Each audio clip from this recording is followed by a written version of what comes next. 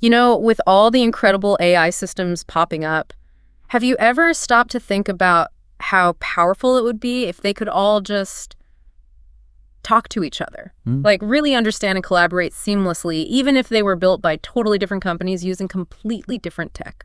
It's a huge challenge, right? Yeah. And one with massive implications as AI gets woven more and more into everything. Yeah. Imagine like a top language model from one place feeding work to a data analysis tool from another. Right. Which then drives some content creation AI from a third vendor, Huh. all in one project without needing, teams of engineers just to hook them up manually. Exactly. And that's where our topic today comes in. We're diving deep into the Agent2Agent protocol, or A2A. A2A. Okay. It's an open initiative from Google.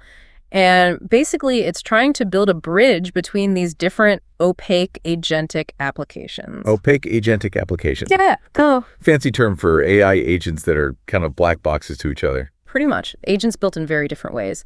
And the goal is so they can actually communicate and understand each other. So for anyone listening who wants to quickly get a handle on, a potentially major step in AI, Yeah.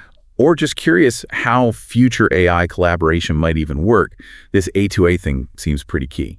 Absolutely. And we're aiming to cut through the really dense technical stuff and just pull out the important ideas. Good plan. And the source for this deep dive. Right. Good point. We're basing this on the information straight from the official GitHub repository for the A2A protocol. The source itself. Okay. Okay, so let's get right to it. Why is this even a problem? Why do we need something like A2A? Well, that's the core question, isn't it? The reality today is, well, if you've got AI agents built on different platforms, different systems, maybe by different companies, getting them to really cooperate effectively, it's usually a custom job every single time. Bespoke integration. Yeah. Sounds expensive. And time consuming. It's kind of like trying to have a really detailed strategic discussion with someone who speaks a completely different language. Okay. You might manage basic info exchange, maybe, but deep, nuanced collaboration, forget it.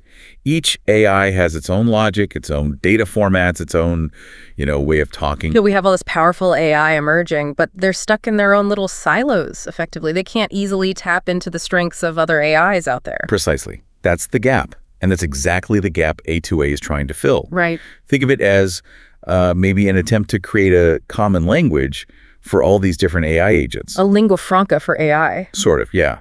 By setting up shared rules, shared standards for how they communicate, A2A wants to let agents interact smoothly no matter what's going on under the hood or who built them. So it's about fostering a more connected, more interoperable AI world. Exactly. Interoperability is the key word. Common language. Yeah. Okay, I get the concept, but how does this language actually work? What are the nuts and bolts? Okay, so the A2A protocol is a few core concepts, a few building blocks. The first big one is the agent card. Agent card, like a business card. Yeah, pretty much. Think of it as a public profile. It's a piece of metadata, usually found at a standard web address like well-known agent.json. Okay, standardized location. Makes sense. And this card basically tells other agents, here's who I am, here's what I can do, my capabilities, my skills. Right. Here's my web address, my endpoint URL where you can reach me, and here's how you talk to me securely, the authentication stuff. Got it. So it's the yellow pages entry for an AI agent almost. Critical for discovery. Absolutely essential for discovery. That's how agents find each other in the first place. Okay, so an agent finds this card. It knows who to talk to and how. What then? That brings us to the roles of A2A server and A2A client. Server and client. Okay, standard web stuff. Pretty much. An A2A server is just an AI agent that speaks A2A. It has that web address and HTTP endpoint. The one listed on the card. Exactly. And that endpoint follows all the A2A protocol rules. Yeah. The server is the one that listens for requests and actually does the work. Okay. And the client? The A2A client is, well, could be another application or maybe another AI agent that wants to use the services the server offers. Okay. So the client sends requests to the server's address, basically asking it to, kick off a task. Server provides, client consumes. Got it. Now, what about the work itself? You mentioned tasks. Right. The task. That's the fundamental unit of work. When a client asks a server to do something, it starts a task. Okay. Each task gets its own unique ID so you can track it. And it goes through different stages. A lifecycle. Right. Well, submitted when it's first sent. Then working while the server's on it. Sometimes it might need more info, so it goes into input required. Waiting for the client to provide something else. Exactly. Then hopefully completed when it's done successfully, or, failed if something went wrong, or maybe canceled if it gets stopped early. So you can track the whole process through these states? Seems vital for anything complex. What about the actual conversation during a task? Good question. That happens through messages. These are the back and forth exchanges between the client and server while a task is running. Okay. Each message has a role. It's Yeah. either from the user, which could be the client agent, or even a human behind it, Right. or from the agent, meaning the A2A server doing the work. And inside these messages are parts. Parts, as in different types of content in one message. Precisely. A part is like a chunk of content within a message, or even within the final result of the task, which they call an artifact. We'll get to that. Okay. But these parts handle different data types. You've got text part for plain text, obviously. Gusana. Then file part. This can be the actual file data, or maybe just a link, a URI, pointing to a file somewhere else. Flexible. And data part, which is for structured data, usually formatted as JSON. Think forms, specific parameters, that kind of thing. Wow. Okay. So one message could have like some instructions in text, a link to a data file, and some specific settings in JSON, all bundled together as different parts. Exactly. It gives you a lot of flexibility in how you exchange information. Definitely. And you mentioned artifacts. What are those again? Right. An artifact is basically the output, the results produced by the agent during or at the end of a task. The deliverables. Yeah. And just like messages, artifacts can also be made up of multiple parts.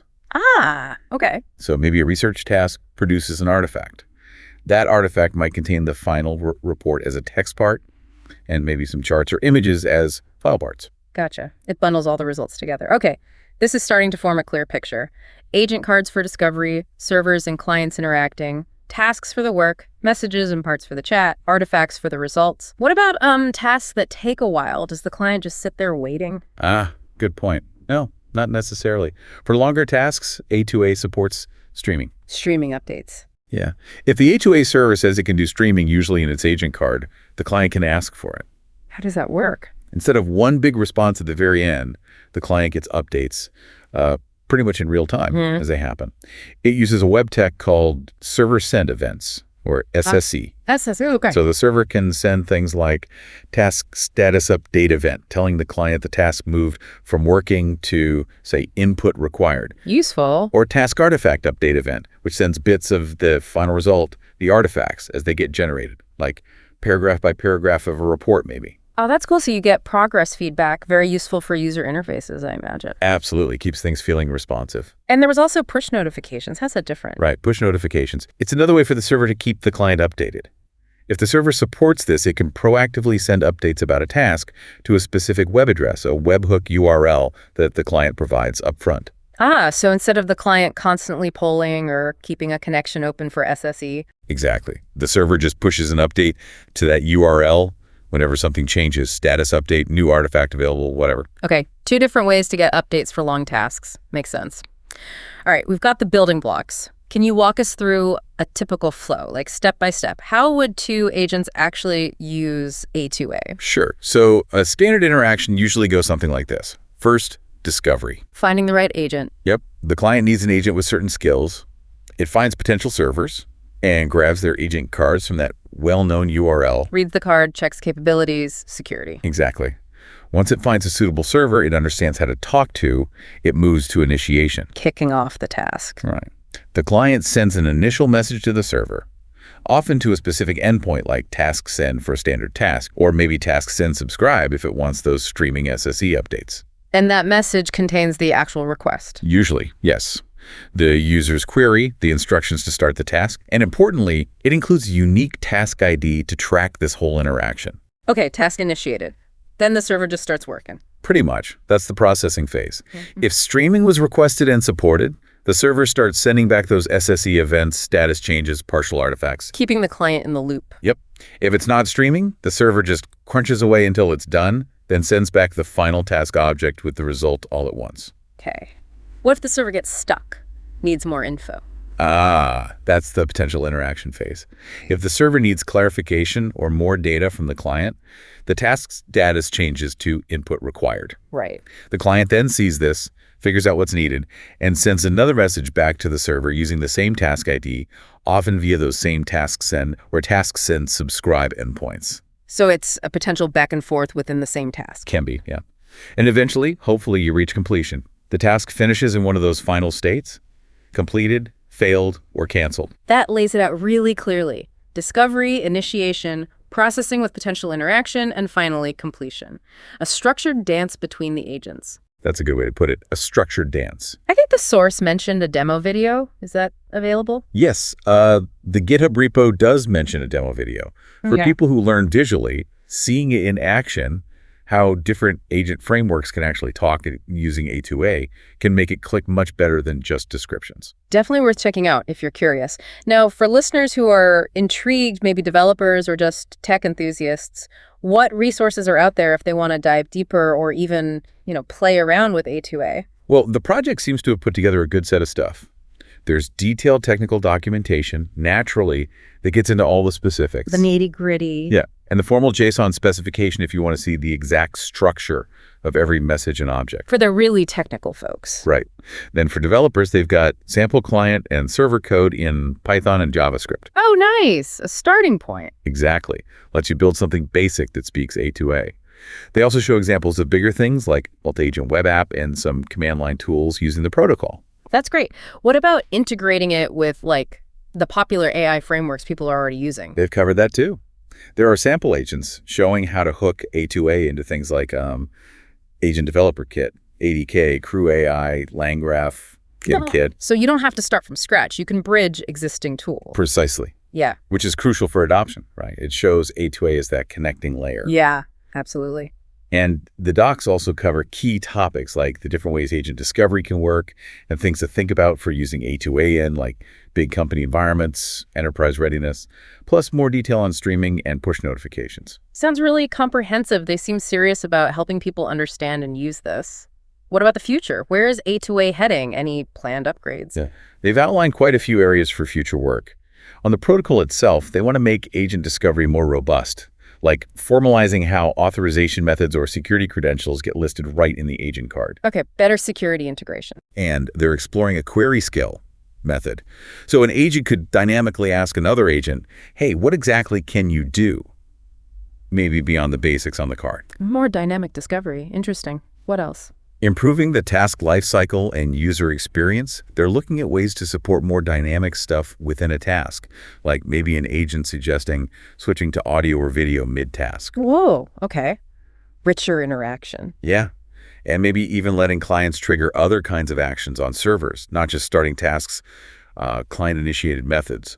And importantly, just making streaming and push notifications more reliable, more robust. All sounds like solid improvements, adding more capability and polish. Anything about making it easier for beginners? Definitely. Under sample and documentation enhancement, they plan to simplify the basic Hello World examples even more, lower the barrier to entry. Good idea. And provide more diverse examples, different framework integrations, showing off specific A2A features. Plus, just improving the clarity of the library documentation. Makes sense. And one thing I think is really neat, they want to auto-generate user-friendly HTML documentation straight from the JSON schema. So the docs always stay perfectly in sync with the spec and they're easier to read. Clever. Should make it much more approachable. It really sounds like they're thinking about the whole ecosystem, the tech, the adoption, the community. Yeah. Which brings up a final point. This is an open effort, right? Yes, very much so. They stress that it's an open source project. Google's driving it, but they actively want community contribution. How can people get involved? They have a contributing guide. They use GitHub discussions for questions, GitHub issues for feedback and protocol ideas. There's even a private feedback form if people prefer that. So multiple avenues to participate. Yeah, that open collaborative approach is pretty vital if you want something like a common protocol to actually take off and be widely adopted. Absolutely. So let's try and wrap this up for our listeners. The big takeaway here seems to be that this Agent-to-Agent protocol, A2A, is a really significant attempt to solve that AI silo problem. Yeah, it's trying to build the foundation, the common ground for different AI agents to actually work together effectively. Laying the groundwork for potentially much more complex, collaborative, and maybe even more powerful AI systems down the line. Exactly. Understanding A2A, even just the basics we've covered, gives you a really valuable peek into how AI interoperability might evolve, a future where AI tools talk seamlessly. Which could unlock whole new types of applications, new experiences we haven't even thought of yet. It really could. And it leaves you with a thought, doesn't it? If AI agents could truly collaborate without friction across any platform, any builder, what completely new things might become possible, things we can't even imagine right now. That's the big question. What emerges when the communication barrier falls? Definitely something to ponder. Yeah. And if this dive has piqued your interest, seriously, check out the resources on that A2A GitHub repository. It's a fascinating glimpse into what might be next for AI interaction.